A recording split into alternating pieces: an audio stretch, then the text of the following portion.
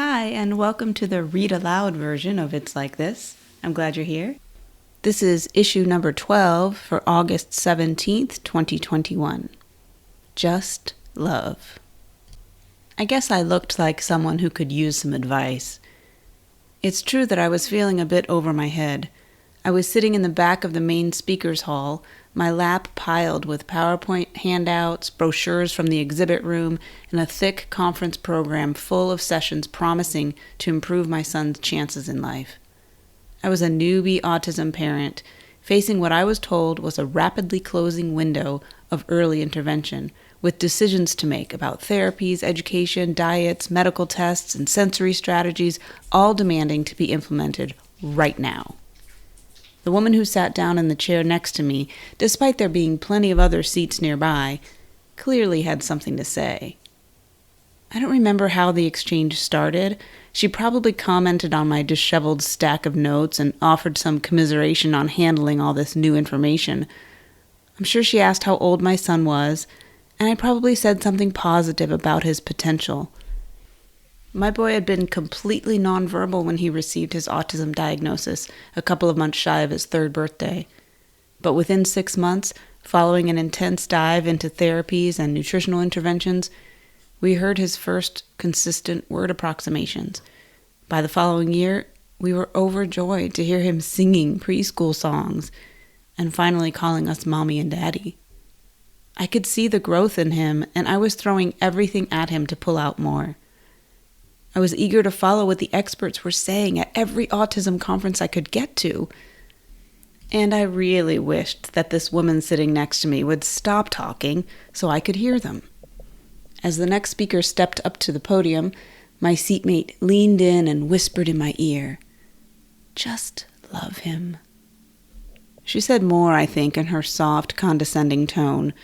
Something about not driving myself crazy with all this unnecessary stuff. Enjoy him. Just love him. I bristled at her implication that I was not loving my child enough or in the right way. Wasn't love the whole reason I was sitting through these confusing lectures full of educational acronyms and medical theories? I dismissed her as crazy and tuned her out. Just love him, as if love was all there was to it, as if love would be enough. That lap full of scribbled conference notes would grow into a mountain of data sheets, logbooks, school communications, assessments, reassessments, lab results, IEPs, quarterly therapy reports, and team meeting notes. And yes, I've kept them all.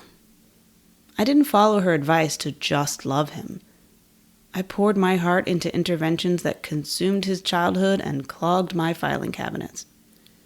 Now, as I sift through all this paperwork I've archived over the years, I can see how my son might have felt more pressure than love through all the phases of special education, in-home ABA programs, weekly therapies in clinic, and natural environment training. Not to mention doctor's visits, medication and diet trials, and a parade of teachers, therapists, and aides. I guess I understand a little more that woman's motivation to pass on her unsolicited advice. She probably saw an earlier version of herself in me, or perhaps saw herself in my child. Her whispered words have been amplified in recent years. In the autism community today, people take sides over whether autism is a neurological difference to be celebrated or a profound disability with devastating impacts. Some autistic adults who have found their voices argue with young parents over which approaches they should or shouldn't use, making things even more confusing for new families.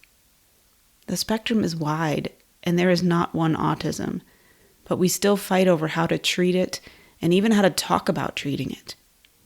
There was a recent Today article describing one front in these autism wars. That is the language we use to describe our families in public forums, which might help us to find support, but can also shape how we and others view our autistic kids. I'm in the Carrie Carello camp on this one. Parents can find ways to speak honestly about our challenges without publicly degrading our kids or oversharing intimate details. For many of us, acceptance versus action is not an either-or decision. We can appreciate our kids' quirks and give them space to be themselves, but you can bet we're also going to do everything we can to alleviate their pain.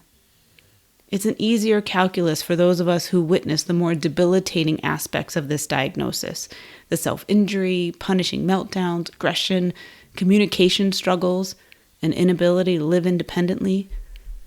Supporting someone through all of that takes more than just love. But I know that my son's experiences in special education shaped his self-esteem in ways that are not all positive. My support probably hasn't always felt supportive to him. Could some of his current anxieties have been sidestepped if we'd done this therapy and not that one? If I'd listened to different experts?